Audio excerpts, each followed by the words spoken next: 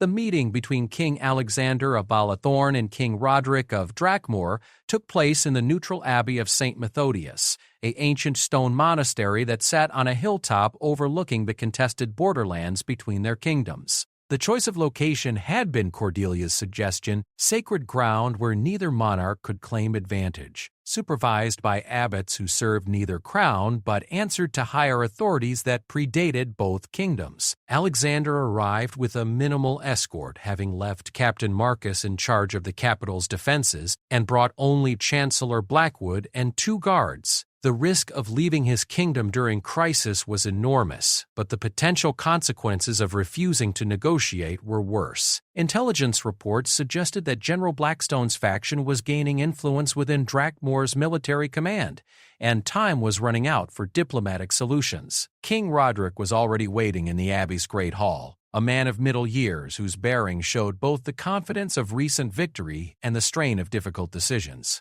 He was taller than Alexander had expected, with graying hair and intelligent eyes that seemed to assess everything they encountered. Beside him sat Lady Cordelia, whose presence served as both guarantee of good faith and reminder of the betrayals that had made this meeting necessary. "Your Majesty," Roderick said, rising to offer a formal bow, "I thank you for accepting this opportunity to discuss our mutual concerns." "Our concerns are hardly mutual," Alexander replied, but his tone was diplomatic rather than hostile. "You seek to expand your territory through conquest. I seek to preserve my kingdom's independence. I seek to correct historical injustices and improve the lives of people who have suffered under systems that benefit the few at the expense of the many," Roderick countered. "The expansion of territory is merely a means to that end."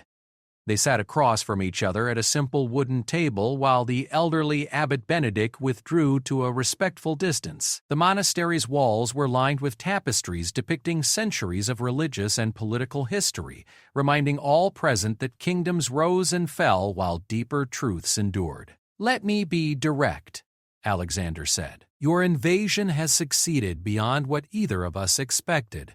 You control key economic assets. You have significant popular support in the occupied regions, and my military position is untenable. You could probably complete your conquest within weeks if you chose to escalate the conflict.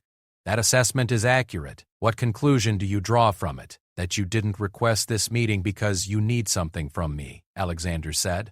"You requested it because you want something that conquest alone can't provide." "Legitimacy," Roderick said without hesitation.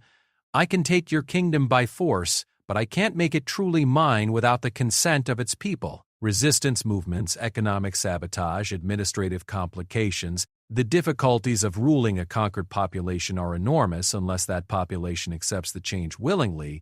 And what makes you believe my consent would influence their acceptance?" "Lady Cordelia has described the genuine affection your people have for you personally, even among those who support the reforms I offer. Your abdication in favor of negotiated transition would carry more weight than continued resistance that ends in defeat." Alexander felt the irony of receiving intelligence about his own kingdom from someone who had betrayed it.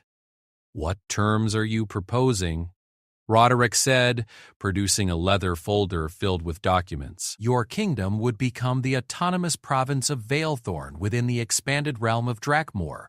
You would retain the title of Duke and maintain authority over internal affairs, while I would control foreign policy and military matters." "Puppet rulership," Chancellor Blackwood said.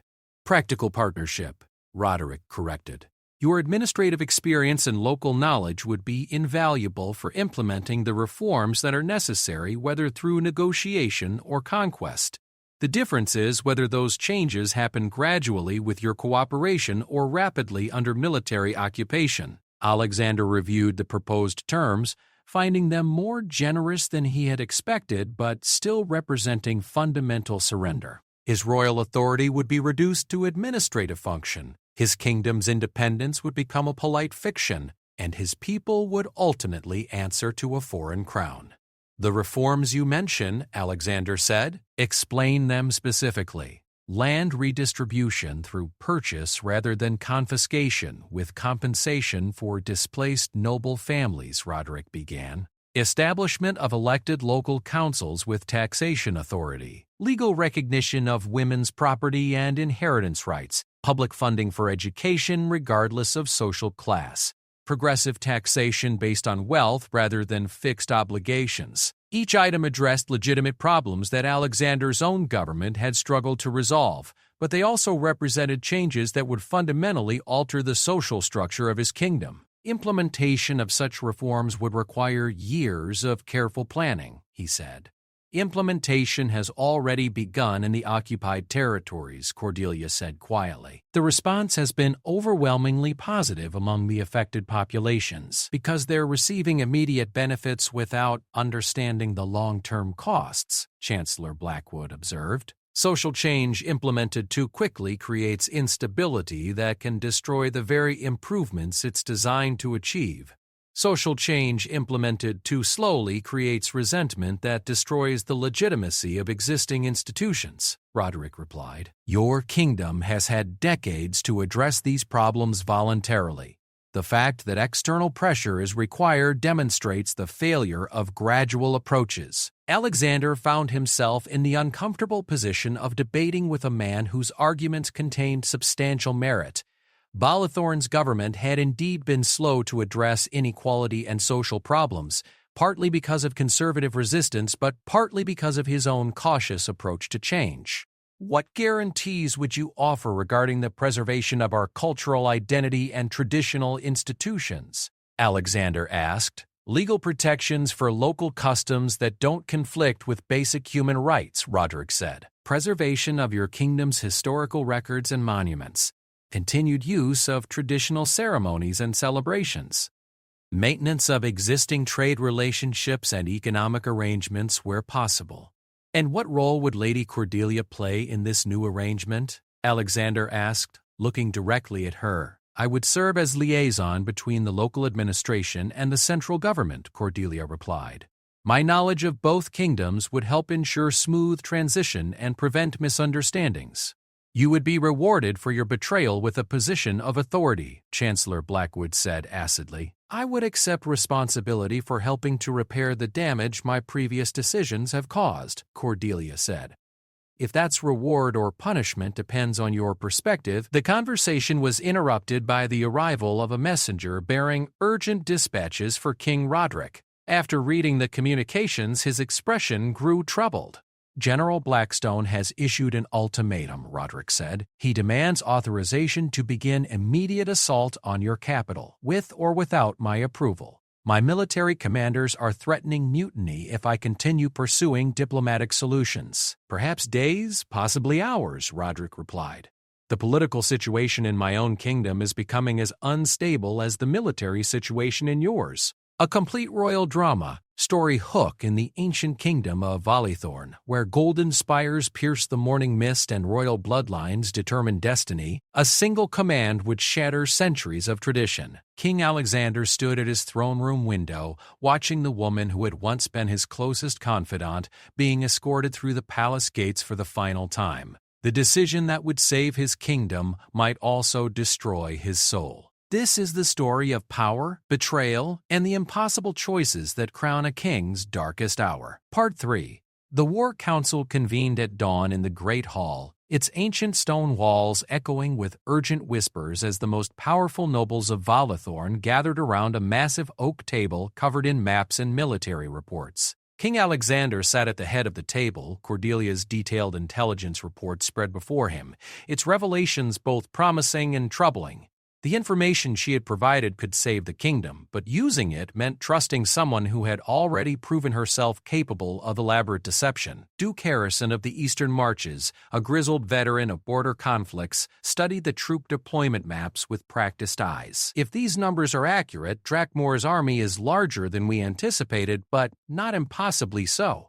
The interesting detail is this division between regular troops and mercenaries. Mercenaries fight for pay, not patriotism. If we can disrupt their payment or make the campaign too costly, they might abandon the field entirely. Lord Admiral Garrett, commander of Balathorn's modest but effective navy, pointed to the coastal regions marked on the map. The supply route she's identified runs along the northern coast before turning inland. Our ships could harass their supply convoys, force them to move materials overland through difficult mountain terrain. That would slow their advance considerably and increase their costs. Chancellor Blackwood, ever cautious, raised the concern that weighed on everyone's mind. We're basing our entire defensive strategy on intelligence provided by a confirmed traitor. How do we know this isn't simply a more elaborate deception? Perhaps King Roderick expects us to discover her communications and is feeding us false information through her.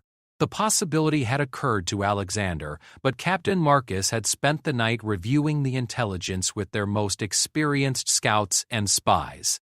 Our independent sources confirm many of the basic details. Troop numbers, general movement patterns, timing estimates, they all match what our own intelligence has gathered. The specific details about internal divisions and supply arrangements are new, but they're consistent with patterns we've observed in other conflicts. Alexander looked around the table at men who had served his family for decades, whose loyalty was unquestionable, but whose military experience was mostly theoretical.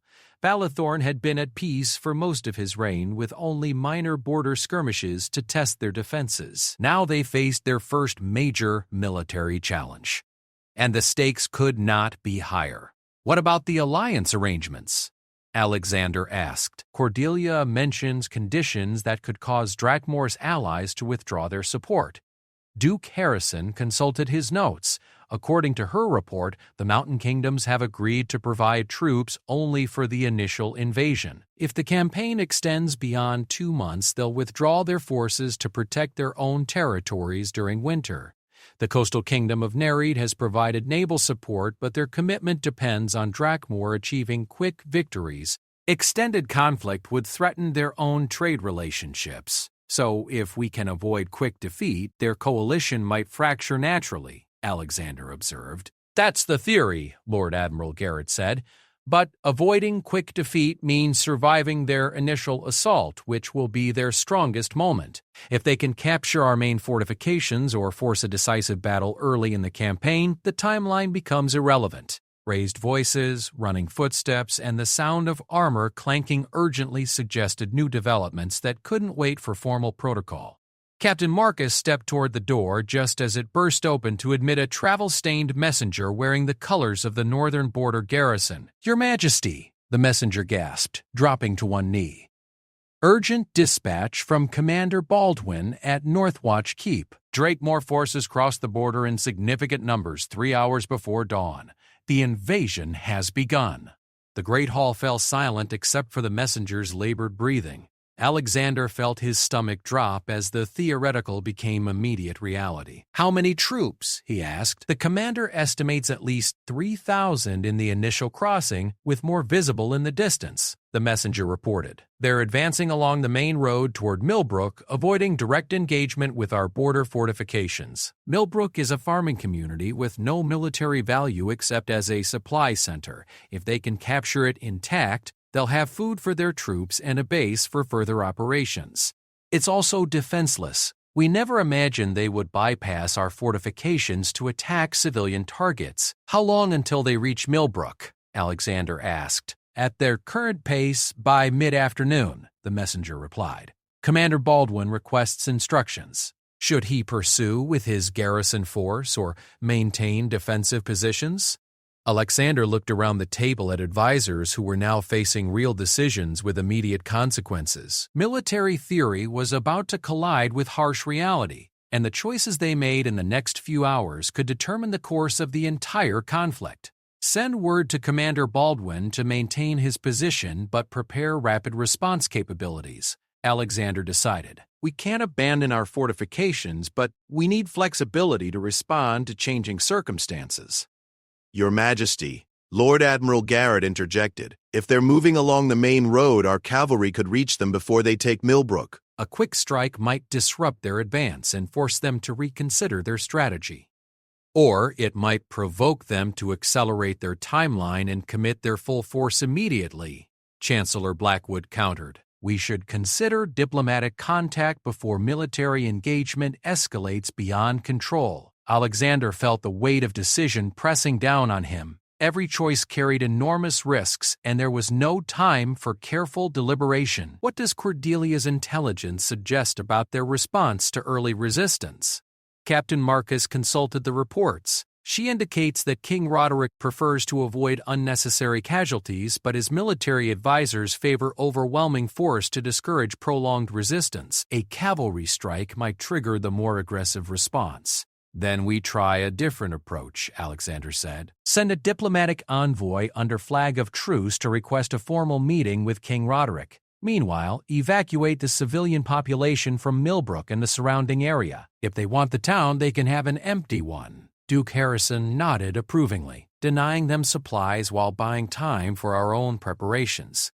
But where do we evacuate the civilians? Moving hundreds of families requires organization and resources we haven't prepared. The capital can absorb them temporarily, Alexander said. Open the palace grounds, commandeer empty buildings, requisition supplies from the royal stores. We'll deal with the logistics as we go. The messenger was still kneeling, awaiting further instructions. Alexander turned to him. Return to Commander Baldwin with these orders and tell him to send detailed reports on enemy movements every 2 hours. We need to know exactly what we're facing. As the messenger departed, Alexander realized that the War Council's theoretical discussions had become operational planning. Maps that had shown potential scenarios now displayed actual enemy positions. Intelligence reports that had been possibilities now described immediate threats. We need to mobilize the reserves, Duke Harrison said. Every able-bodied man between 16 and 45, according to the ancient levies. That could give us another 5,000 troops within a week. Farmers and shopkeepers against professional soldiers, Chancellor Blackwood observed grimly. They'll need training, equipment, leadership. We can't just hand them weapons and hope for the best. They'll fight for their homes and families, Lord Admiral Garrett said. That's worth something even against better-trained enemies. Alexander thought about the young men who would soon be called to defend the kingdom, sons of merchants and craftsmen, farmers who had never traveled beyond the next village, apprentices who had never held weapons except for ceremonial purposes. They would be asked to face experienced soldiers and mercenaries in battles that could determine their kingdom's survival. What about the women? He asked, surprising the council. Cordelia's intelligence mentions that Drakmore's forces include provisions for dealing with civilian populations, but what specific protections are planned for women and children? The question reflected concerns that went beyond military strategy to the human cost of conquest. Duke Harrison consulted his notes again. She indicates that King Roderick has issued orders protecting civilians, but she also notes that enforcement depends on individual commanders and the discipline of their troops. The mercenary forces operate under different rules. Then civilian evacuation becomes even more critical, Alexander said. Send riders to every town and village in the likely path of advance. Give people the choice to flee or to stay and accept the risks, but make sure they understand what those risks are. Your Majesty, Captain Marcus said carefully, there's another consideration. If we evacuate everyone in advance, we're essentially conceding territory without a fight. That might encourage Drakmore to accelerate their advance, believing we won't resist seriously. The dilemma was acute. Protecting civilians meant appearing weak, while maintaining defensive positions meant accepting that innocent people would suffer. Alexander realized that this was the kind of impossible choice that defined leadership during crisis. Every option carried unacceptable costs, but decisions still had to be made. We'll evacuate selectively, he decided. Women, children, and elderly from the most vulnerable areas.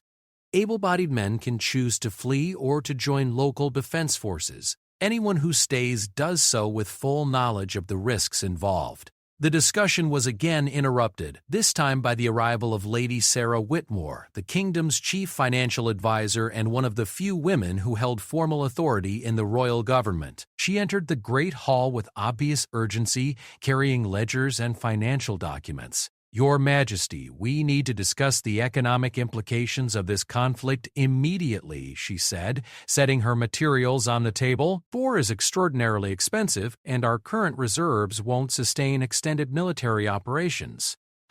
Alexander had not considered the financial aspects of defense, but Lady Sarah's point was obviously critical. What are our current capabilities?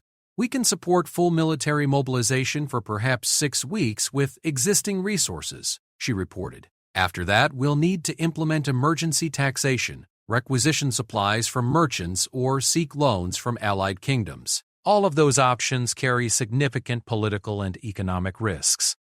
What about Drakmoor's financial situation? Alexander asked. Does Cordelia's intelligence provide any insights? Lady Sarah had clearly reviewed those reports as well. She mentions that King Roderick is funding this campaign through loans from wealthy merchants and promises of future trade opportunities. If the campaign fails or extends too long, those financial commitments become unsustainable. Economic pressure could force withdrawal as effectively as military resistance. Then time works in our favor. Duke Harrison concluded. If we can avoid decisive defeat for 6 to 8 weeks, both our enemies and our own resources will be under severe strain. Assuming we can survive that long, Chancellor Blackwood said, and assuming our own people don't revolt against the economic hardships of prolonged conflict. Alexander felt the complexity of leadership settling around him like armor, heavy, necessary, but constraining. Every decision created new problems that required additional decisions. Every solution generated new complications that demanded further solutions. Lady Sarah, prepare financial contingencies for various scenarios, he ordered. Short conflict, extended conflict, partial occupation, full mobilization. We need to understand our options before we're forced to choose among them. Your Majesty, Captain Marcus interjected, we're receiving another message from the northern border. A second messenger entered, this one even more exhausted than the first. Your Majesty, Commander Baldwin reports that the enemy force is divided into 3 columns. One continues toward Millbrook as expected, but 2 others are moving toward different objectives. Our intelligence may have been incomplete. Alexander felt a chill of recognition. Either Cordelia's information had been wrong, or King Roderick had changed his plans after her communications ceased. What are the new objectives? One column appears to be targeting the iron mines at Greyvale, and another is moving toward the port town of Sea Haven, the messenger reported. Commander Baldwin requests permission to engage at least one of the columns before they reach their objectives. The strategy was becoming clear.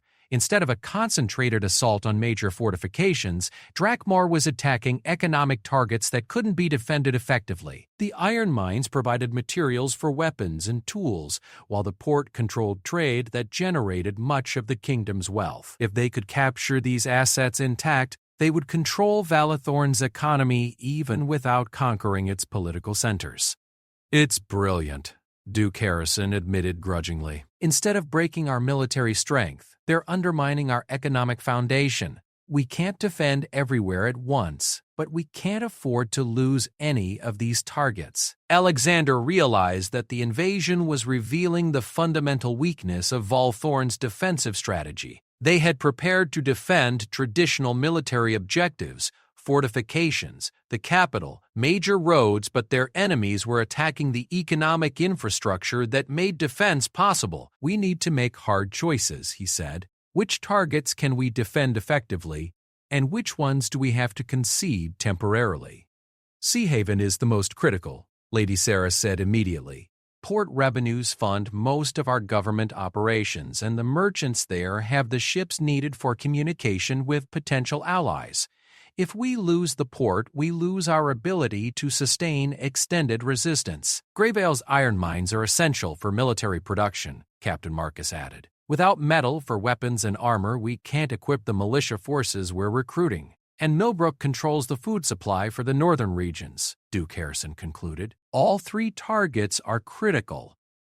Alexander stared at the maps, seeing his kingdom's vulnerabilities laid bare by an enemy strategy he was only beginning to understand. The traditional approaches to warfare, defending strongpoints, concentrating forces, wearing down attackers through attrition, seemed inadequate against opponents who understood that modern conflicts were won or lost through economic conquest. Send fast cavalry to Sea Haven with orders to defend the port at all costs, he decided. Alert the garrison at Greyvale to prepare for siege, but don't reinforce them yet. As for Millbrook, we evacuate what we can and accept temporary loss if necessary.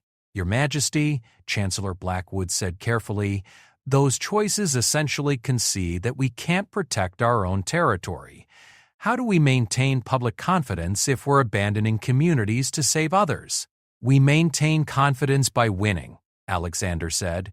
If we try to defend everything, we'll lose everything. If we concentrate our efforts on what we can hold, we might still have a kingdom to govern when this is over. The decision felt like betrayal, but Alexander was beginning to understand that leadership during crisis meant choosing which betrayals were necessary to prevent worse ones. The people of Millbrook would suffer, but their sacrifice might save the people of Sea Haven. The workers at Greyvale would face siege, but their resistance might buy time for reinforcements to reach other threatened areas. As the War Council dispersed to implement emergency plans, Alexander remained in the Great Hall studying the maps that showed his shrinking options. Somewhere in the East Tower, Cordelia waited for news of how her intelligence would be used. Soon she would learn whether her final betrayal would prevent the disaster her earlier betrayals had helped create. The future of Valathorn now depended on decisions made in haste, intelligence provided by a traitor, and the hope that desperate measures might still be enough to preserve what 3 generations of kings had built. Part 4. By midday, the true scope of Drakmor's strategy had become devastatingly clear. King Alexander stood in his command post, hastily established in the palace's highest tower, watching smoke rise from 3 different directions as reports flooded in from across his beleaguered kingdom. The simultaneous attacks on Millbrook, Greyvale, and Sea Haven had succeeded beyond King Roderick's apparent expectations, revealing weaknesses in Valathorn's defenses that no amount of intelligence could have fully prepared them for. The fast cavalry sent to defend Sea Haven had arrived to find the port already under siege by ships flying Drakmor's colors, supported by the naval forces of their Nereid allies. The harbor was blockaded, cutting off not only trade revenue but also the possibility of receiving aid from overseas allies. Captain Fletcher, commanding the port's defense, had managed to send one last message before communications were severed. Enemy controls the harbor, defending from the inner fortifications. Cannot hold indefinitely without reinforcement. At Greyvale, the iron mines had been captured after only token resistance, their small garrison overwhelmed by a coordinated assault that combined professional soldiers with local sympathizers who had apparently been recruited in advance. The loss of the mines meant that Valathorn's ability to produce weapons and armor for the hastily mobilized militia would be severely compromised.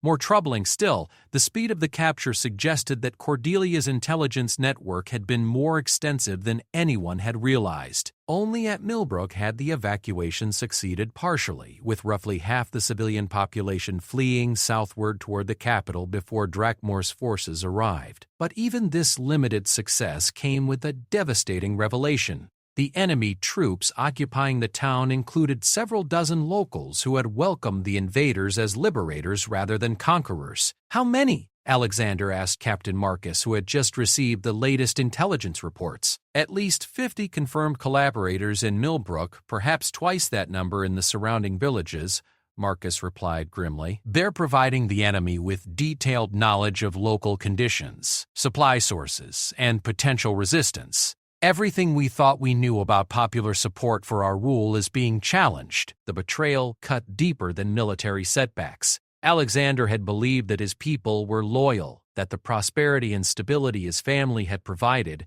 would translate into support during crisis. The discovery that significant numbers of his own citizens were actively assisting the invasion forced him to confront uncomfortable questions about the foundations of his authority. Lord Chancellor Blackwood entered the command post carrying a leather portfolio stuffed with documents. His usually composed demeanor showed cracks of strain as he set the materials on the map table. Your Majesty, we've compiled reports from refugees fleeing the occupied areas. The information is troubling. More troubling than losing 3 strategic objectives in a single morning? Alexander asked. The civilians who are collaborating aren't motivated primarily by fear, Blackwood said carefully. According to multiple witnesses, they believe Drakmore's promises about land redistribution, tax relief, and expanded opportunities for common people. King Roderick appears to be offering genuine reforms that address long-standing grievances. Alexander felt the ground shifting beneath him again. Military defeat was one thing. Armies could be rebuilt, territories could be reclaimed, losses could be reversed through force or diplomacy. But if his own people preferred enemy rule to his own governance, the very legitimacy of his crown was at stake. What specific promises, he asked. Blackwood consulted his notes. Elimination of hereditary debt, which affects roughly a third of the farming families in the occupied regions. Redistribution of unused noble lands to working families. Establishment of local councils with real authority over taxation and law enforcement. Legal recognition of women's property rights. Creation of schools funded by public taxation rather than private charity. Each item on the list addressed genuine problems that Alexander's own government had struggled to resolve. The conservative composition of his council had blocked or weakened most attempts at significant reform, leaving many of his people vulnerable to economic hardship and political exclusion. These aren't empty promises, Duke Harrison admitted reluctantly. Roderick has implemented similar reforms in Drakmore over the past 5 years. His kingdom has prospered, which gives credibility to his offers here. So we're not just fighting a foreign invasion, Alexander said. We're fighting a revolution that offers people things we've been unable or unwilling to provide. The strategic implications were staggering. Traditional military resistance might actually strengthen enemy propaganda by demonstrating that the old order would fight to preserve systems that many people wanted to change. Every battle won by Valathorn's forces could be portrayed as evidence that the monarchy cared more about maintaining power than improving people's lives. Your Majesty, Lady Sarah interrupted, entering with additional financial reports. We need to discuss immediate economic measures. The loss of pork revenues and mine production means our previous calculations are meaningless. We can't sustain military operations for 6 weeks anymore, perhaps not even for 2 weeks without dramatic changes. Alexander looked around the command post at advisors who had served him faithfully but whose counsel now seemed inadequate to the challenges they faced. Traditional approaches to warfare, diplomacy, and governance were failing because they were fighting an enemy who had changed the rules of conflict. What kind of dramatic changes? He asked Lady Sarah. Emergency taxation at levels that will cause severe hardship, she replied. Requisition of private property for military use. Forced loans for merchants and nobles. Suspension of debt payments and legal protections that support our current economic system. We'd essentially be implementing many of the same reforms that Drakmore is promising, but under crisis conditions that would make them feel like punishment rather than progress. The irony was bitter. To defend his kingdom against an enemy promising reform, Alexander would have to implement reforms so disruptive they might accomplish what the invasion itself could not, turning his own people against him. There's something else, Captain Marcus said, his voice heavy with reluctance. We've received a message from Lady Cordelia. She requests permission to speak with you personally about additional intelligence she claims to possess. After providing information that had proven inadequate to prevent the disasters now unfolding, Cordelia was offering more assistance. What additional intelligence could she possibly have that would matter now? She claims to know about internal divisions within Drakmore's command structure that could be exploited, Marcus replied. Apparently, there are disagreements between King Roderick and his military advisors about how to proceed after the initial successes. Or it's another manipulation, Chancellor Blackwood said. Perhaps she's trying to position herself as indispensable to both sides, ensuring her survival regardless of who wins. Alexander walked to the tower window, looking out over his capital city, where refugees from the northern regions were already arriving in growing numbers. The streets showed signs of hasty preparation for siege, barricades being erected, supplies being distributed, families saying goodbye to young men departing to join hastily organized military units. Bring her here, he decided, but under guard and with witnesses present. If she has information that could save lives, I need to hear it. If she's playing more games, at least we'll know. While they waited for Cordelia to be brought from the East Tower, Alexander reviewed the military reports that painted an increasingly desperate picture. Drakemore's forces were not behaving like a traditional invading army. Instead of concentrating for major battles or advancing toward obvious strategic targets, they were spreading out across the countryside, establishing control over economic resources and population centers while avoiding direct confrontation with Valethorn's remaining military forces. They're not trying to conquer us, Alexander realized aloud.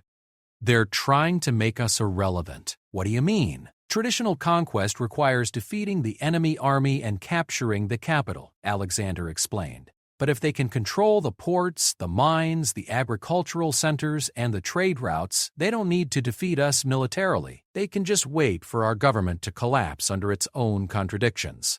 A siege without walls, Lady Sarah said, understanding immediately. They're cutting off our economic lifeblood while offering our people better alternatives.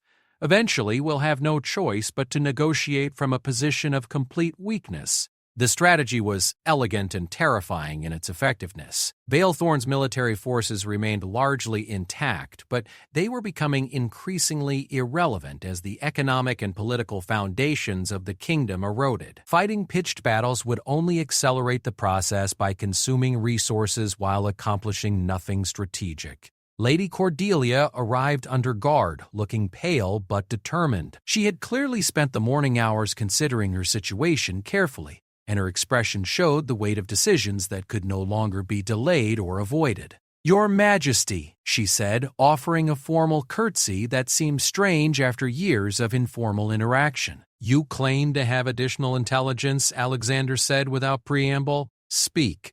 "King Roderick is facing stronger opposition from his military commanders than I previously understood," Cordelia began. "General Marcus Blackstone, who commands the regular army forces, believes the current strategy is too slow and leaves too many variables uncontrolled. He wants to force decisive battles that would break your military resistance quickly. And King Roderick disagrees. He's committed to the gradual approach that minimizes casualties and maximizes the chances of peaceful integration," Cordelia replied. "But his position is becoming politically difficult to maintain. Every day that passes without dramatic military success strengthens his critics. So if we can avoid decisive battles for long enough, Drakemore's command structure might fracture." "It's possible," Cordelia said, "but there's a complication. General Blackstone has been in communication with the mercenary commanders independently of the king. If he can convince them that quick victory is more profitable than gradual occupation, he might be able to force a change in strategy." "What would that change look like?" "Direct assault on the capital within days rather than weeks," Cordelia said. "Abandonment of the careful treatment of civilian populations? Replacement of economic pressure with military pressure? It would be faster, but much more brutal." The information created new dilemmas for Alexander. If Cordelia was telling the truth, then prolonged resistance might actually increase rather than decrease the suffering of his people. But if she was lying, then changing strategy based on her counsel could lead to even worse disasters. "Why are you telling me this?" Alexander asked. "How does helping us serve your interests?" Cordelia was quiet for a long moment, and when she spoke, her voice carried a weariness that seemed to come from deep within her soul. "Because I've seen what my previous choices have accomplished. The invasion I thought would bring progress has already caused more suffering than the problems I was trying to solve. If I can prevent it from getting worse, perhaps I can reclaim some small measure of honor." "Honor?" Duke Harrison said skeptically. "After months of deception and betrayal? I understand that's impossible, but perhaps the chance to stop making things worse. Perhaps the opportunity to accept the consequences of my choices without dragging more innocent people down with me." Due cool, due to 11 degrees elfish and way downward to adults who feel sick and defend it. But what he saw was exhaustion, regret, and what might have been genuine remorse. Whether those emotions were real or performed, the information she provided could still be valuable if it could be verified independently. "What specific action are you recommending?" he asked. "Send a direct message to King Roderick requesting immediate negotiations," Cordelia said. "Not surrender terms, but genuine peace discussions. If you can strengthen his position against his military advisors, you might be able to negotiate terms that preserve some degree of independence while addressing the legitimate concerns that motivated the invasion." "Negotiate from a position of weakness," Chancellor Blackwood said. "Concede the very legitimacy of their grievances. Accept that our governance has been inadequate." "Accept reality," Cordelia replied. "Your kingdom is losing this conflict not primarily because your military is weaker, but because your political system has failed to address problems that your enemy is prepared to solve. Negotiation might preserve more of what you value than continued resistance." Alexander felt the walls of possibility closing around him. Every option seemed to require abandoning principles or betraying people who depended on him. Fight and risk brutal defeat that would cost thousands of lives. Negotiate and legitimize the rebellion that had already cost him 3 strategic regions. "If I send such a message," he said to Cordelia, "you would have to deliver it personally. King Roderick would need to hear from someone he trusts that my offer of negotiation is genuine." "I understand," Cordelia said quietly, "and I accept the risk that such a mission would entail." "The risk isn't just to you," Alexander said. "If this is another deception, if you're playing both sides against each other for your own purposes, the consequences will be catastrophic for everyone involved." "I know," Cordelia said. "At least this way there's a chance for something better." Alexander looked around the command post at advisors whose faces showed the strain of decisions that would define the future of the kingdom. Outside, the sounds of a city preparing for siege continued. Hammering, shouting, the movement of supplies and people trying to create security in an increasingly uncertain world. The choice he faced was ultimately about what kind of king he wanted to be remembered as. One who fought to preserve tradition regardless of cost, or one who adapted to preserve what could be saved of his people's welfare. Neither path offered certainty, but both required immediate decision. "Prepare the message," Alexander said finally. "We'll attempt negotiation while maintaining military readiness. If diplomacy fails, at least we'll face the consequences with the knowledge that we tried every alternative to prolonged war." As his advisors began drafting communication to an enemy king, Alexander realized that the crown he had inherited was changing into something his father would not have recognized. Whether that transformation would save or destroy his kingdom remained to be seen. Part 2. 3 days had passed since Lady Cordelia's arrest, and the kingdom of Aelthorn felt suspended between peace and war. King Alexander had barely slept, spending his nights pacing the corridors of the palace while his advisors debated options that seemed to grow fewer with each passing hour. The expected message to King Roderick had not been sent, and intelligence reports suggested that Drakmoor's armies were already beginning to mobilize along the northern border. In the East Tower, Cordelia sat by the narrow window of her chamber, watching the same sunrise that had once brought her joy as she prepared for another day of serving the kingdom she had helped build. The irony was not lost on her. She was now imprisoned in the very tower where political prisoners had been held for centuries, looking out over land she had hoped to transform. The room was comfortable enough, befitting her former status, but the guards outside her door made her situation unmistakably clear. Captain Marcus entered her chamber carrying a tray of food and a sealed letter. His weathered face showed the strain of the past few days, the weight of preparing for a war that might be impossible to win. He had known Cordelia for nearly as long as he had known the king, and her betrayal had shaken his faith in his own judgment. "His Majesty has written you a letter," Marcus said, placing the tray on the small table near the window. "He requests that you read it and provide him with an honest response." Cordelia took the letter but didn't immediately break the seal. "How is he?" she asked quietly. "How do you think he is?" Marcus replied. He's facing the possibility of war with an enemy that knows our every weakness, betrayed by someone he trusted above all others, forced to make decisions that could determine whether his kingdom survives or falls. "I never wanted him to be hurt," Cordelia said. "Everything I did was designed to prevent bloodshed, to find a path that would preserve as much as possible." "For everyone except Alexander," Marcus observed, "your path requires him to surrender his crown, his authority, his ancestral rights. You may not have wanted him to be hurt, but you were willing to accept it as necessary." Cordelia broke the seal and unfolded the letter. Alexander's handwriting was less controlled than usual, betraying the emotional turmoil behind his formal words. "Cordelia, I have spent 3 days trying to understand how we reached this point. I have reviewed every conversation we've shared, every decision we've made together, every moment when I trusted your counsel above all others. I find myself questioning not just your motives, but my own judgment. You spoke of partnership, of the limitations placed on your ambitions by tradition and politics. I cannot deny that there is truth in your observations. The Council has indeed been resistant to many of the reforms we've discussed, and I have not always been as forceful in supporting your ideas as I could have been. But betrayal is not the answer to inequality. Treason is not the solution to frustration. You had alternatives. You could have demanded a more formal role in government, insisted on recognition for your contributions, even threatened to leave court if your status was not elevated. Instead, you chose deception. I am prepared to offer you one final opportunity. Help me understand King Roderick's true intentions. Provide me with the information I need to defend our people. Tell me everything you know about Drakmoor's military preparations, their alliances, their weaknesses. In return, I will commute your sentence from execution to exile.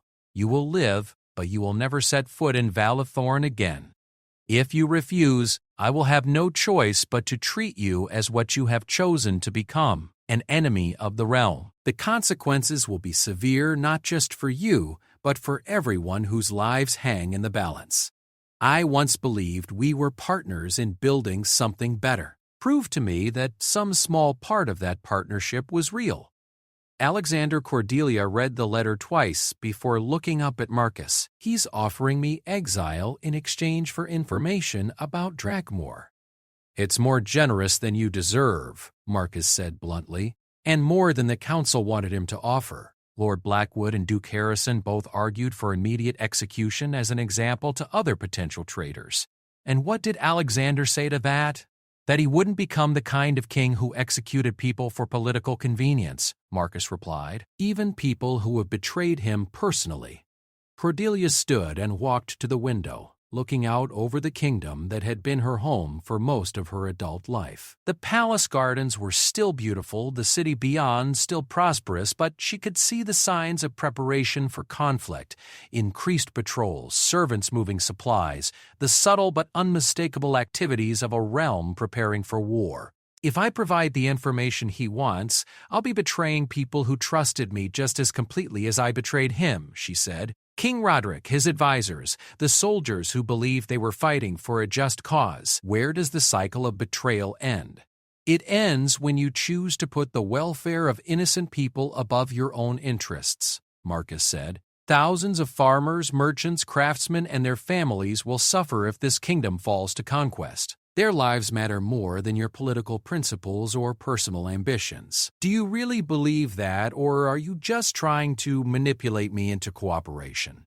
Marcus was quiet for a long moment, considering his words carefully. I've served 3 kings of Valathorn. I've seen what happens when kingdoms fall to invasion. The nobles may survive, may even prosper under new rulers, but common people suffer. Their homes are burned, their livestock stolen, their daughters taken as spoils of war. That's the reality of conquest, regardless of whatever noble goals motivate it. King Roderick is not a barbarian, Cordelia protested. His vision for a united kingdom includes protections for civilian populations, respect for existing laws and customs, preservation of local leadership where possible. His vision, Marcus repeated. And what happens when that vision meets the reality of military occupation? What happens when his soldiers encounter resistance, when local populations refuse to accept new authority, when the practical challenges of governing conquered territory overwhelm theoretical ideals? She had spent months corresponding with Drakmoor's representatives, negotiating terms and discussing strategies, but always from the comfortable distance of diplomatic exchange. The harsh realities of military conquest had been abstract concepts rather than immediate concerns. "There's something else you should know," Marcus continued. "Our scouts report that Drakmoor's army includes significant numbers of mercenaries from the mountain kingdoms. These are not disciplined soldiers serving a noble cause. They're hired fighters motivated by the promise of plunder. King Roderick may have noble intentions, but can he control men who have come to make their fortune from war?" She had negotiated with diplomats and politicians, people who spoke eloquently about justice and reform. She had not considered the reality that conquest would be carried out by men with very different motivations. "How many people would die if Drakmoor invades?" she asked quietly. "Thousands," Marcus replied without hesitation. "Maybe tens of thousands. Valathorn's army is outnumbered, but we won't surrender easily. The fighting could last months, devastate the countryside, destroy everything you claim to want to protect." Cordelia sat back down, the weight of responsibility settling on her shoulders. For months, she had thought of herself as a strategic planner, making difficult decisions for the greater good. Now she was forced to confront the human cost of those decisions. "What specific information does Alexander need?" she asked.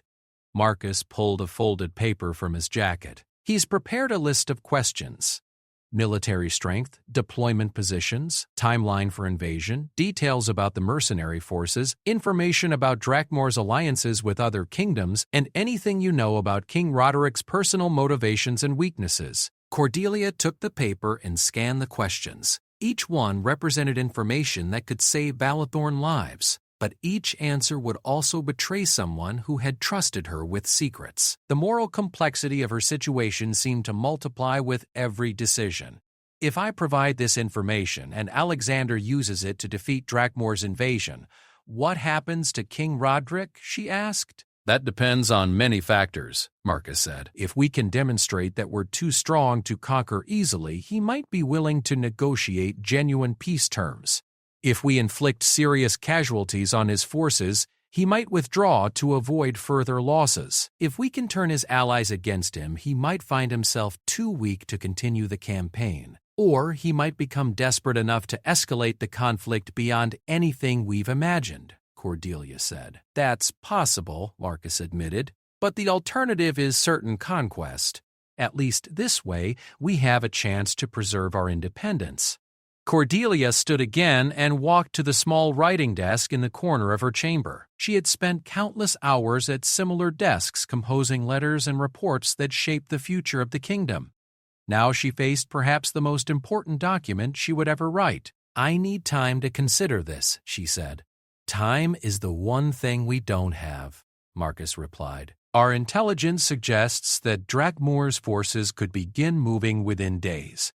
Once they cross the border in significant numbers, the situation becomes much more difficult to control." "A few hours," Cordelia said. "Give me until sunset to make my decision."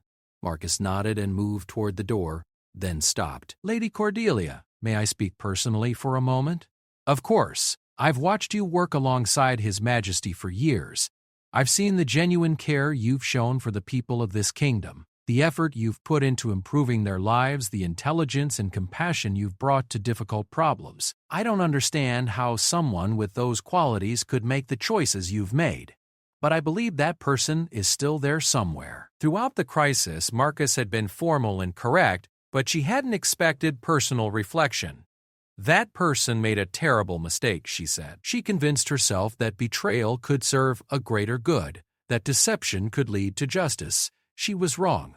"Then help her make it right," Marcus said. "You can't undo what you've done, but you can prevent it from getting worse."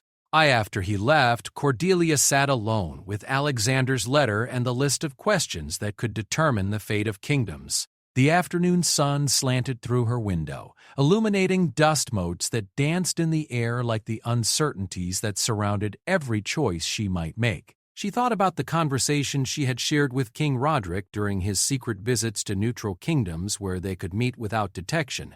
He was an intelligent man, genuinely committed to reforming the ancient systems that kept women and common people excluded from power. His vision of a united kingdom where merit mattered more than birth, where women could hold positions of real authority, where economic opportunities were distributed more fairly. It had seemed like a dream worth pursuing, but she also remembered the practical discussions about military strategy, the casual way his advisors talked about acceptable losses, the assumption that conquest was inevitable and resistance was merely an obstacle to be overcome efficiently. The same people who spoke eloquently about justice and reform also spoke coldly about the need to break Valathorn's will to resist. As the sun began to sink toward the horizon, Cordelia made her decision. She pulled out a sheet of writing paper and began to compose her response to Alexander's questions. Her hand shook slightly as she wrote, not from fear but from the recognition that she was about to betray people who had trusted her just as completely as she had betrayed Alexander. The first question concerned the size and composition of Drakmoor's army. Cordelia wrote carefully, providing accurate numbers while also explaining the internal tensions between the regular soldiers and the mercenary forces. King Roderick commanded perhaps 15,000 troops, but only half were disciplined soldiers loyal to his crown. The remainder were hired fighters whose primary loyalty was to payment, not principle. She described the planned invasion route through the mountain passes, the timeline that called for initial movements within the week, and the supply arrangements that would determine how long the campaign could be sustained. She detailed the alliance agreements that brought soldiers from 3 neighboring kingdoms, but also noted the conditions that could cause those alliances to fracture if the campaign encountered serious resistance. Most difficult was the section about King Roderick's personal characteristics and potential weaknesses. Cordelia found herself describing a man she had come to respect, noting his intelligence and commitment to reform, but also his inexperience with large-scale military campaigns and his tendency to trust his advisors too completely. She explained his genuine desire to minimize civilian casualties, but also his advisors' belief that swift, overwhelming force would actually reduce total suffering by ending resistance quickly. As she wrote, Cordelia realized that she was not just providing military intelligence, she was revealing the complex motivations and contradictions that drove political decisions on both sides of the conflict. King Roderick was not a simple villain any more than King Alexander was a simple hero. Both were men trying to balance competing responsibilities and conflicting principles. The final section of her response was personal. She wrote directly to Alexander, acknowledging the full extent of her betrayal and accepting responsibility for the consequences. She explained her motivations without expecting forgiveness, described her regrets without asking for sympathy, and outlined her hopes for the kingdom's future without claiming any right to influence that future. By the time she finished writing, the sun had set and candles had been lit in her chamber. The letter was several pages long, dense with military details and personal reflections. It represented everything she knew about Drakmoor's plans and everything she had learned about the costs of betrayal. She sealed the letter and called for the guard. When he appeared, she handed him the document. "Please deliver this to His Majesty immediately," she said, "and tell him that I accept his terms. I will leave Valethorn as soon as he judges it safe to release me." The guard took the letter and left, leaving Cordelia alone with her decision. She had chosen to betray her second set of allies in order to prevent a war that would cost thousands of lives. She had chosen exile over execution, survival over martyrdom, pragmatism over principle. Whether those choices were right or wrong, she could no longer say. She only knew that they were hers to make and that she would live with the consequences for the rest of her life. In the throne room, King Alexander waited for her response, surrounded by advisors who would help him plan the defense of his kingdom. The future of Valathorn hung in the balance, dependent on information provided by the woman who had already betrayed them once. Trust had become a luxury none of them could afford, but survival might depend on accepting the help of someone they could never trust again. Part 1. The morning sun cast long shadows across the marble floors of Valathorn's royal palace as King Alexander Thorne paced restlessly in his private chambers. At 35, he had ruled the prosperous kingdom for nearly a decade, but today felt different. Today, the weight of the crown seemed heavier than ever before. Lady Cordelia Ashworth had been his childhood friend, his trusted advisor, and some whispered much more. She had stood by his side through every major decision, every crisis, every moment of doubt. Her intelligence had guided policy, her wisdom had prevented wars, and her presence had made the loneliness of leadership bearable. But intelligence reports now scattered across his desk painted a picture that made his blood run cold. The documents, bearing the royal seal of authenticity, detailed months of secret communications between Lady Cordelia and representatives of Drakmor Valathorns. Trade agreements that seemed innocent on the surface revealed themselves as strategic intelligence sharing. Her recent travels to neighboring kingdoms, which she had claimed were diplomatic missions, now appeared to be coordinated efforts to undermine Valathorn's alliances. Captain Marcus Reed, head of the Royal Guard and Alexander's most trusted friend since their youth, stood silently near the fireplace. His weathered face bore the expression of a man who had seen too much betrayal in his years of service. The evidence had come to light during a routine investigation into unusual activity at the kingdom's borders. What began as a simple security check had unraveled a web of deception that reached into the very heart of the royal court. "Your Majesty," Marcus finally spoke, his voice heavy with regret, "the council awaits your decision. The evidence is overwhelming. Lady Cordelia has been feeding information to Drakmor for at least 8 months. Their recent military movements along our border, their knowledge of our trade routes, their ability to anticipate our diplomatic initiatives, it all makes sense now." Alexander stopped pacing and stared at the ornate mirror that had belonged to his father, King Edward, and his grandfather before him. The reflection that stared back was that of a man aged beyond his years, burdened by responsibilities he had never asked for but had inherited nonetheless. The kingdom of Valathorn encompassed vast fertile lands, prosperous trading cities, and strategic mountain passes that connected the eastern and western continents. Its wealth and position made it a target, but it also made it strong. "She saved my life 3 years ago during the assassination attempt at the Harvest Festival," Alexander said quietly, more to himself than to Marcus. "Her quick thinking identified the poisoned wine before I could drink it. She has been my counsel through drought, through plague, through the border conflicts with the southern republics. How does a person become so adept at deception?" He had served 3 kings of Valathorn, and he understood the burden of making decisions that affected thousands of lives. "Sometimes, Your Majesty, people change. Sometimes they are not who we believe them to be from the beginning. The Lady Cordelia, who stood by your side all these years, may have been playing a role waiting for the right moment to strike." The king walked to his desk and picked up one of the intercepted letters. The handwriting was unmistakably Cordelia's elegant script, but the words felt foreign, calculating. She detailed the palace's security protocols, the timing of guard changes, the secret passages that only the most trusted members of the royal household knew. She described the king's personal habits, his moments of vulnerability, his decision-making processes. It was a betrayal so complete, so intimate, that it felt like reading his own death warrant. "There's something else, Your Majesty," Marcus said reluctantly. "Our spies in Drakmor report that King Roderick is planning to make a formal proposal of marriage to Lady Cordelia. If she accepts and becomes Queen of Drakmor, she will have access to both kingdoms' secrets. The strategic advantage would be overwhelming." Alexander felt the air leave his lungs. Marriage. The thought of Cordelia as queen of an enemy kingdom, using everything she knew about Valathorn to destroy it, was almost too much to bear. He remembered their conversations about marriage, about the future, about the possibility of ruling together. Had those moments been real, or had they too been part of her elaborate deception? A knock at the chamber door interrupted his thoughts.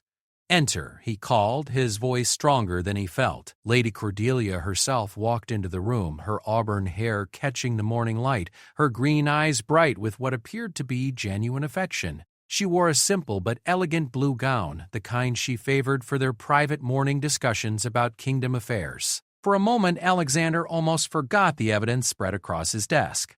Alexander, she said warmly, using his given name as she always did when they were alone. I've been reviewing the agricultural reports from the eastern provinces. The grain harvest looks promising this year, but I think we should consider adjusting the taxation schedule to help the farmers invest in better equipment. Her voice was the same, her manner unchanged, her concern for the kingdom's welfare apparently sincere.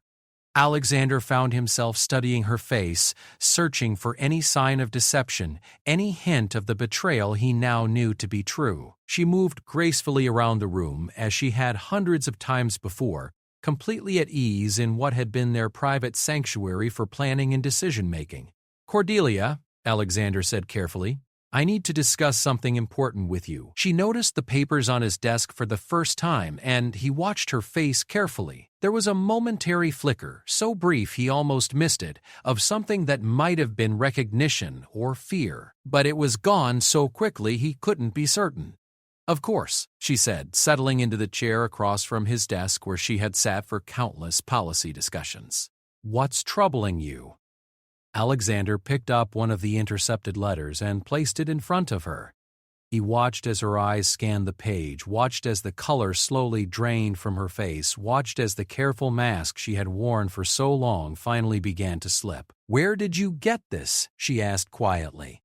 "Does it matter?" Alexander replied. "Is it real?" The silence stretched between them like a chasm. Marcus remained motionless by the fireplace, his hand resting casually on his sword hilt. The morning sounds from the palace courtyard, servants preparing for the day, horses being readied for the royal guard's morning patrol, the distant sound of the blacksmith's hammer seemed to fade away. "Alexander," Cordelia began, but he raised his hand to stop her. "Don't," he said.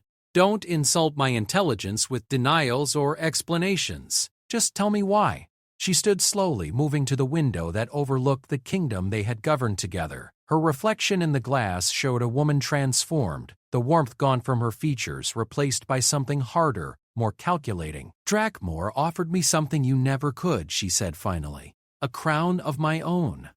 The words hit Alexander like a physical blow. "I offered you everything," he said. "My trust, my friendship, my kingdom. I would have made you my queen." As a second choice, she replied, turning to face him, "After duty, after tradition, after the approval of your council, Roderick offered me power in my own right, not as an appendage to someone else's crown." Alexander stood as well, his own mask finally falling away to reveal the hurt and anger beneath. "You would destroy thousands of innocent lives for personal ambition? I would secure my own future in a world where women are considered property to be traded between kings. You speak of offering me a crown, but it would have been your crown, your kingdom, your decisions. I would have been a beautiful ornament, nothing more. Friend of you would not be a friend." "That's not true, and you know it," Alexander said. "Every major decision I've made has been with your counsel. Every decision you made after consulting me, after weighing my advice against the opinions of your male counselors, after determining whether my feminine perspective might be useful." Cordelia interrupted. "Do you know how many times I've bitten my tongue while you dismissed my ideas in council, only to present the same concepts days later as if they were your own inspirations?" The accusation stung because Alexander recognized elements of truth in it. The royal council was indeed composed entirely of men, as tradition dictated. He had often found himself tempering Cordelia's more progressive ideas to make them palatable to the conservative nobles who advised him.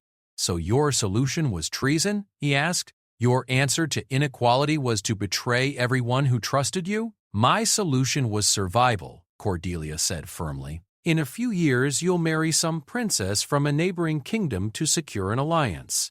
I'll be relegated to the position of trusted advisor, watching from the shadows while another woman wears the crown I helped you build. Eventually, I'll be married off to some minor lord to cement a trade agreement.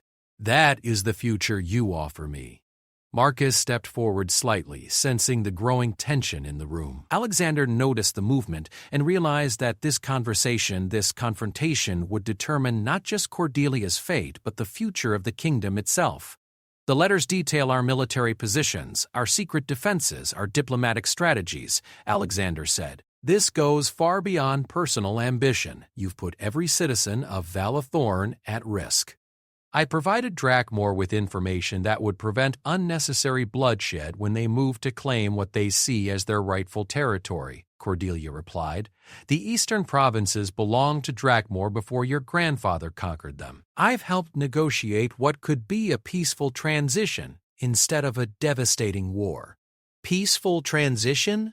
Alexander's voice rose. You're talking about surrendering sovereign territory, abandoning the people who depend on our protection, dismantling everything my family has built over 3 generations. I'm talking about recognizing political realities, Cordelia said. Drakmor's army has grown stronger while ours has remained static. Their alliances with the mountain kingdoms give them strategic advantages we can't match. Their economy has flourished while ours has struggled with the costs of maintaining our expanded territory. A negotiated settlement serves everyone's interests better than a war we're likely to lose. Alexander stared at her, recognizing the political analysis that had made her such a valuable advisor, but now hearing it used to justify betrayal. And what role do you play in this negotiated settlement? What did King Roderick promise you in exchange for your treachery? Partnership? Cordelia said. True partnership in ruling a united kingdom that would encompass both Drakmor and the eastern provinces of Balthorn. A chance to implement the reforms we've discussed for years but never had the political support to enact. Women's rights, educational opportunities, economic development programs, all the things your conservative council blocks at every turn. The vision she described was seductive, Alexander had to admit. They had indeed spent countless hours discussing ways to modernize the kingdom, to improve the lives of its citizens, to create a more just society. But those conversations had taken place in private between friends who trusted each other completely. And what of the rest of Valathorn, he asked. What of the people in the western provinces, the merchants in the capital, the farmers who have prospered under our rule? They would benefit from being part of a larger, stronger kingdom, Cordelia said. Trade routes would expand, security would improve, prosperity would increase. Short-term disruption would lead to long-term benefits for everyone, except for me, Alexander said quietly. Cordelia's expression softened slightly. Roderick has indicated that you would be welcome to maintain a ceremonial role, perhaps governing the western provinces under Drakmor's oversight. Your bloodline would be preserved, your people would be protected. A puppet king, Alexander said. You're offering me the chance to become a puppet king in my own ancestral lands. I'm offering you the chance to survive what's coming, Cordelia said. With or without my assistance, Drakmor is planning to move against Valathorn within the year. Their preparations are already underway. The information I've provided could be the difference between a negotiated settlement and a bloody conquest. Alexander walked to the window, looking out over the kingdom that had been his responsibility since his father's death. The palace gardens were in full bloom, tended by servants who had served his family for generations. Beyond the walls, he could see the rooftops of the capital city, home to merchants and craftsmen and scholars who depended on the stability his rule provided. "How long have you been planning this?" he asked without turning around. The initial contact came 18 months ago, Cordelia admitted. A trade delegation from Drakmor included a private message expressing interest in opening communications. At first, it seemed like an opportunity to prevent conflict through dialogue. The situation evolved gradually. 18 months, Alexander repeated. During the plague outbreak, when you worked tirelessly to coordinate relief efforts, during the border disputes with the southern republics, when your diplomatic skills prevented war, during my father's memorial ceremonies, when you stood beside me as I grieved, you were already betraying me. I was protecting you, Cordelia said. Every piece of information I shared was carefully chosen to demonstrate Valathorn's vulnerabilities, without exposing anything that could be used to harm you personally. I've been walking a tightrope, trying to secure the best possible outcome for everyone involved, including yourself. Marcus spoke for the first time since Cordelia had entered the room. She turned to look at the captain, her expression hardening again. Yes, including myself. Is it so wrong to want more than a life spent in service to someone else's ambitions? When that service involves betraying people who trust you, yes, Marcus replied. When it involves endangering innocent lives, yes. When it involves placing personal gain above loyalty and honor, yes, loyalty and honor. Easy words from a man whose position grants him respect and authority simply because he was born male. You've never had to smile and nod while your ideas were dismissed, never had to watch inferior plans succeed simply because they came from men instead of women. Alexander turned back to face her. You never told me you felt that way. Would it have mattered? She asked. Would you have been willing to challenge centuries of tradition, to fight your own counsel, to risk political instability for the sake of one woman's ambitions? The question hung in the air between them. Alexander realized he didn't know the answer, and that uncertainty felt like another betrayal, this time of himself. A second knock interrupted his thoughts. "Enter," he called again.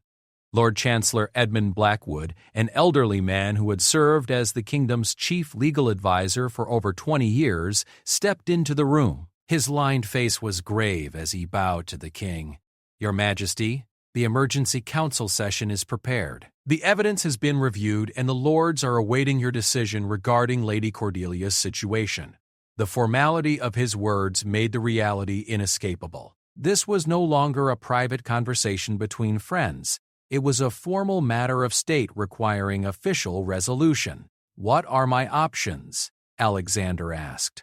"Given the severity of the charges, treason, espionage, conspiracy against the crown, tradition, and law provide several possibilities," the chancellor replied carefully. "Execution, imprisonment, exile, or—" He paused, glancing at Cordelia. "If the accused cooperates fully and provides valuable counterintelligence, clemency might be considered. I won't help you perpetuate a system that treats half the population as second-class citizens. I won't provide information that would be used to harm people who trusted me." "Even to save your own life?"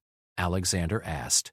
"Especially to save my own life," she replied. "I'd rather die with dignity than live as a reformed traitor, forever grateful for the mercy of men who never should have had power over me in the first place." The chancellor cleared his throat. "Your Majesty, there is one other consideration. Our intelligence network reports unusual activity along the northern border. If Lady Cordelia's communications with Drakmore cease abruptly, it might trigger the very military action we're hoping to prevent." Alexander felt the walls closing in around him. Every choice seemed to lead to catastrophe. Execute Cordelia and risk immediate war with Drakmore. Imprison her and face the same risk while also dealing with a martyr to the cause of women's rights. Show clemency and appear weak to his own nobles while potentially encouraging other acts of treason. "I need time to consider this," he said finally. "Your Majesty," the chancellor said urgently, "time may not be a luxury we can afford. Our spies report that King Roderick is expecting a message from Lady Cordelia within the next few days. If it doesn't arrive, or if it contains the wrong information, Drakmore's armies may begin moving immediately." Alexander looked at Cordelia again, seeing her not as the trusted friend she had been, but as the strategic threat she had become. The woman who had helped him build his kingdom was now the key to its potential destruction. "What message is Roderick expecting?" he asked her directly. Cordelia hesitated for the first time since her arrest had been revealed. "He's expecting confirmation that the eastern provinces are ready for transition and that you're prepared to negotiate surrender terms. And if he doesn't receive that confirmation, he'll assume I've been discovered and that negotiations are no longer possible," she admitted. Military action would become inevitable. Alexander realized that by trusting Cordelia completely, by sharing every aspect of his kingdom's strengths and weaknesses with her, he had given her the power to destroy everything he held dear. The betrayal wasn't just personal, it was existential. "Guards," he called, his voice steady despite the turmoil in his heart. 2 members of the royal guard entered immediately, their armor gleaming in the morning light. "Escort Lady Cordelia to the East Tower," Alexander commanded. "She is to be held there under guard until further notice." As the guards moved to flank her, Cordelia looked directly at Alexander one final time. "You still have a choice," she said. "You can let me go, let me return to Drakmor and negotiate the best terms possible for your people, or you can let pride and anger destroy everything we've built together." Alexander met her gaze without flinching. "What we built together was built on lies. I won't negotiate with traitors, and I won't surrender my kingdom to satisfy your ambitions." "Then you've doomed us all," Cordelia said softly as the guards led her away. The chamber fell silent after her departure, leaving Alexander alone with Marcus and the chancellor. The morning sun had climbed higher, but the shadows seemed deeper than ever.